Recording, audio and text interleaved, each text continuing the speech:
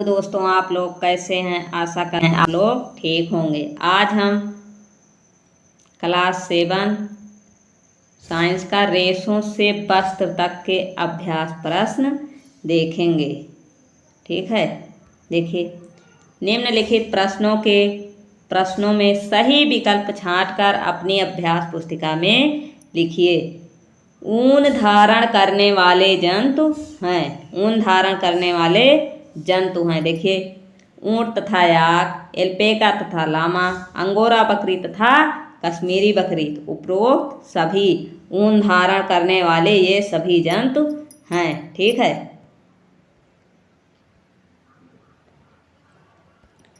भेड़ तथा रेशम कीट होते हैं शाकाहारी, मांसाहारी, सर्वाहारी या अपमार्जक। भेड़ तथा रेशम कीट शाकाहारी होते हैं। क्या होते हैं? शाकाहारी होते हैं। ठीक है, वैसे लोग सोचेंगे कि भेड़ मांसाहारी होते हैं, लेकिन यहाँ भेड़ तथा रेशम कीट शाकाहारी होते हैं। भेड़ के रेशों की चिकनाई, धूल और गर्त निकालने के लिए की जाने वाली प्रक्रिया कहलाती है। ठीक है, क्या कहलाती है? अभिमार्जन, संसाधन, रीलिंग या कटाई छटाई। क्या कहलाती है? अभिमार्जन। ठीक है, क्या कहलाती है? अभिमार्जन। रेशम है मानव निर्मित रेशे, पादप रेशे, जंतु रेशे, उपरोक्त सभी। तो रेशम क्या है? जंतु रेशे हैं। ठीक है, क्या है? जंतु रेशे हैं। देखिए दूसरा प्रश्न, रिक्त स्थानों की पूर्ति कीजिए। का ऊन सामान्यतः पालतू भेड़ों के त्वचीय डाट से प्राप्त किए जाते हैं।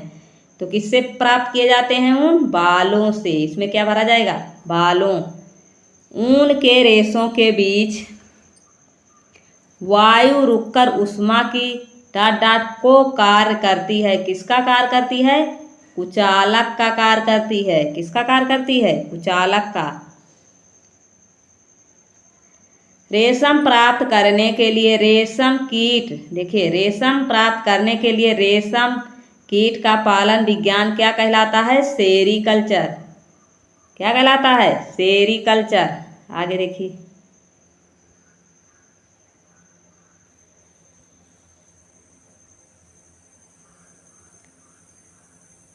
प्यूपा के चारों ओर रेशम ग्रंथि से स्रावित पदार्थ में लिपटी संरचना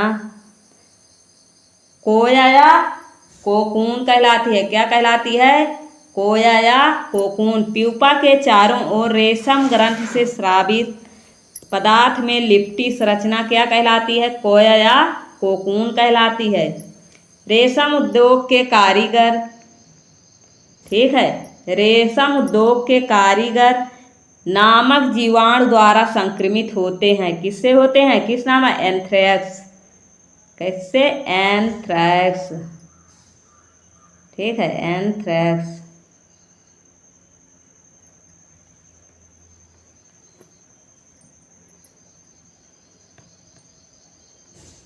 आगे देखिए, सही कथन के आगे सही व गलत कथन के आगे गलत का चिन्ह लगाए। देखिए, कश्मीरी बकरी के बालों से पश्मीना ऊन की सालें बनाई जाती हैं। ठीक है, ये सही है।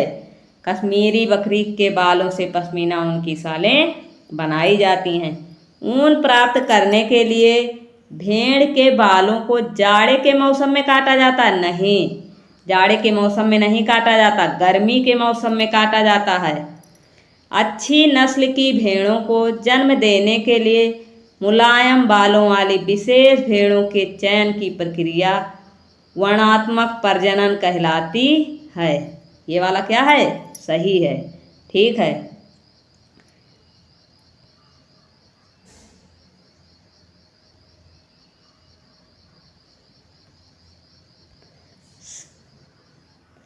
सिल्क का धागा प्राप्त करने के लिए प्यूपा से वयस्क कीट बनने से पूर्व ही कोकून का उबलते पानी में डाला जाता है। ठीक है, कोकून को क्या किया जाता है? उबलते पानी में डाला जाता है। ये क्या है? सही है।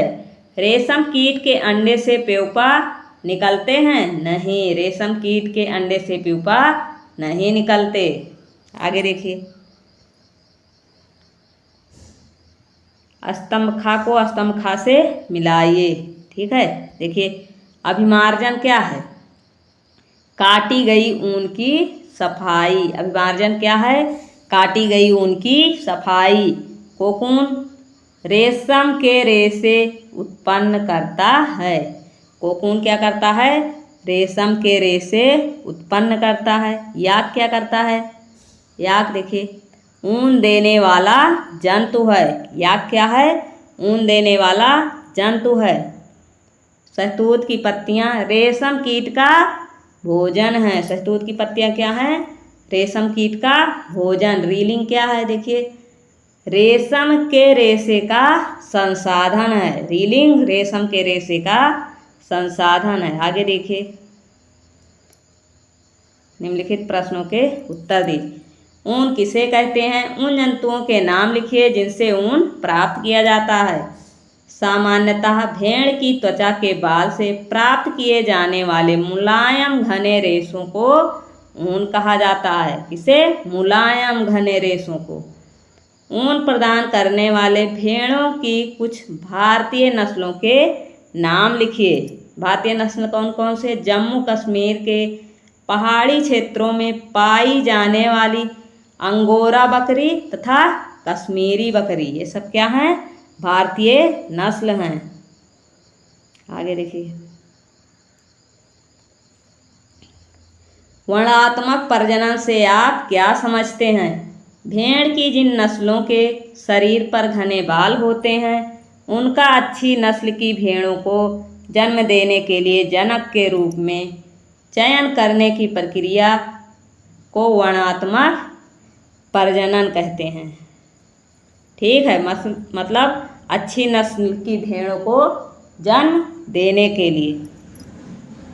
जाड़ों में ऊनी वस्त्रों को पहनना क्यों आरामदायक होता है? ऊनी रेशों के बीच वायु अधिक मात्रा में भर जाती है जो ऊष्मा की कुचालक की भांति कार्य करती है। क्या करती है? ऊष्मा की कुचालक की भांति कार्य करती है।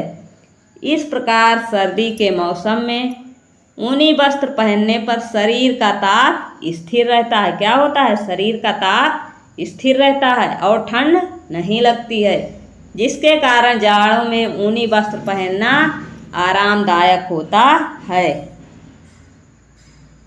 आगे देखिए रेशम प्राप्त करने के लिए रेशम कीट के कोकून को उबलते पानी में डालना क्यों आवश्यक होता है? कारण दीजिए। रेशम प्राप्त करने के लिए प्यूपा से वयस्क कीट बनने के पूर्व ही कोकून को एकत्रित करके उन्हें उबलते पानी में 95 डिग्री सेल्सियस से 97 डिग्री सेल्सियस तक 10 से 15 मिनट के लिए डाल दिया जाता है। इससे कोकून के चारों ओर लिपटे रेशों के बीच का चिपचिपा पदार्थ घुल जाता है तथा रेशम के रेशे पृथक हो जाते हैं, अलग हो जाते हैं। अगला देखिए रेशम कीट के विभिन्न किस्मों से प्राप्त कुछ रेशम के रेशों के नाम लिखिए। रेशम के कीट के विभिन्न किस्मों से प्राप्त कुछ रेशे टसर रेशम, मूंगा रेशम, कोसा रेशम, एरी रेशम। ठीक है, 7वां प्रश्न देखिए ऊन तथा रेशम के दो उपयोग लिखिए। ऊन से ऊनी वस्त्र तथा कंबल बनाए जाते हैं। ऊन से ऊनी वस्त्र तथा कंबल बनाए जाते हैं। रेशम से रेशमी वस्त्र एवं पैरासूट बनाए जाते हैं। रेशम से रेशमी वस्त्र और पैरासूट, इससे क्या क्या? ऊनी वस्त्र, कंबल, इससे रेशमी वस्त्र, पैरासूट। आगे देखिए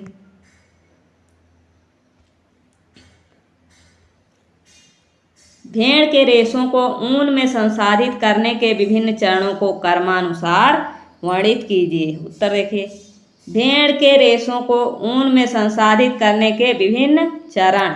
चरण 1 भेड़ के बालों की कटाई मशीनों द्वारा भेड़ों के बालों की कटाई की जाती है जो सामान्यतः गर्मी के मौसम में होता है। कब की जाती है कटाई? गर्मी के मौसम में।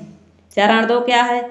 अभिमार्जन। कटाई के बाद रेशों को पानी की टंकियों में डालकर अच्छी तरह धोया जाता है, जिससे उनकी चिकनाई, धूल, गर्द निकल जाए।